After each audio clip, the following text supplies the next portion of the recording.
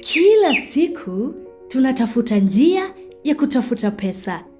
Mojawapo ya njia hizi ni ufugaji.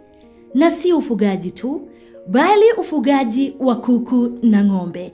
Tazama safari ya mfugaji na Suguna kila Jumatatu kuelimika kama unatamani kufuga kuku wa broilers, layers, kienyeji na ng'ombe wa maziwa.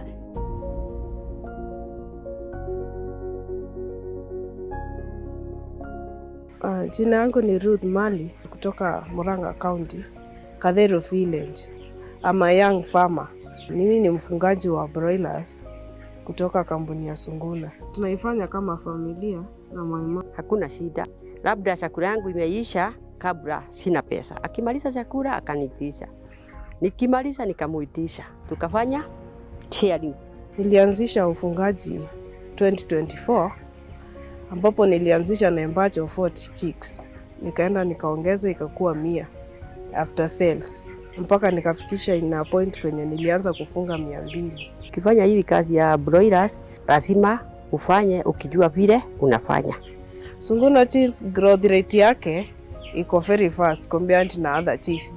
Na mortality yake iko chini kuliko hizi zingine. Tunaanzishanga kuweka na Suguna starter crumbs. Tukifika 2 weeks and a half tunaanza kuintroduce finisher pellets gradually. Kuku ina gain weight haraka. Juu ingekuwa ni chakula ingine ama tukikombea na kuku zingine nilikuwa nimeleta, kuku venye zinakula ni tofauti sana. Wako na wiki 4 na siku 4. Sasa nachinjanga wakiwa na wiki 5 na siku 5. Watakuwa wamefikisha weight ya 2.9 na 2.8. Unaweza pata ile mdogo sana utapata atakuwa na 2.4. So average ni kislaughter death weight unapata ni 1.9. Suguna feeds ziko na faida. Ninaweza ambia watu wenye wameendekeza watoto, you teach them how to catch the fish. Ni si kuwapea samaki. Naweza encourage other youths waingie kwa hiyo kulima instead of kukaa bure. At the end you have to get something. Suguna feeds na Suguna chicks Zidisha faida. Zidisha faida.